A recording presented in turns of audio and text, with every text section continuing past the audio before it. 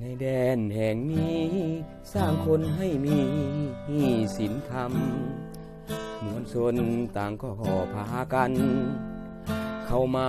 อยู่ศูนย์แห่งนี้หลัก38นามว่าศูนย์ปฏิบัติธรรมที่ปวงชนลาวเฮานั้นพากันเข้ามาเรียนรู้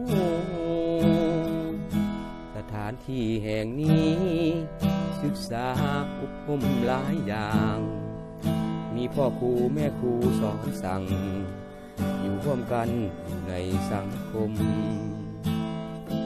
ระเบียบกฎหมายผู้กตัญญูอยู่ในสังคม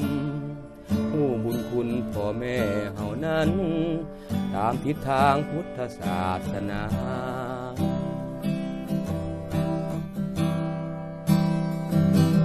หนุ่มสาวที่ผ่านมาเคยเดินผ่านไปเป็นคนที่เสียนิสัยตามวัยที่คึกขนองวันนี้หับหูผลเสียที่เคยผ่านมานับแต่ได้เดินเข้ามาสถานที่นี้นะนำแสงสว่างดังแดนสวรรค์ศูนย์ปฏิบัติธรรมดินแดนสงบเพื่อนใหม่ที่ได้มาพบอยู่แห่งใดก็ยังมาพอสร้างความฮักแพงสามัคคีอยู่ร่วมสังคมอุดมการณ์เพื่อนทุกคนไผก็มี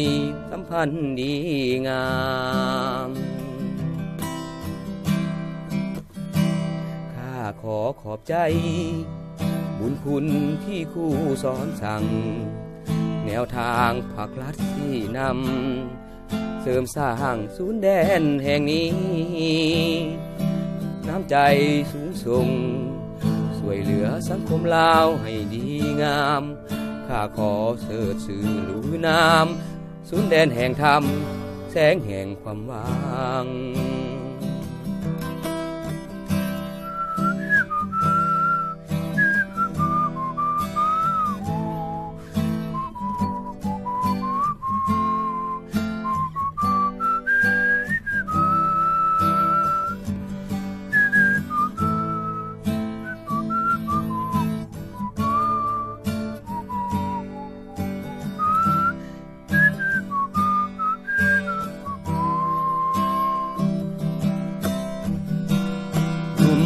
สาวอดีตผ่านมาเคยเดินผ่านไปเป็นคนที่เสียนิสัยตามวัยที่คึกขนองในวันนี้ผู้พ้นเสียที่เคยผ่านมานับแต่ได้เดินเข้ามาสถานที่นี้นะนำแสงสว่างดังแดนสวรรค์ศูนย์ปฏิบัติธรรมดินแดนสงบเพื่อนใหม่ที่ได้มาพบอยู่แห่งใดก็ยังมาพอสร้างความฮักแพงสามัคคีอยู่ร่วมสังคมอุดมการณ์เพื่อนทุกคนไผก็มีสัมพันธ์ดี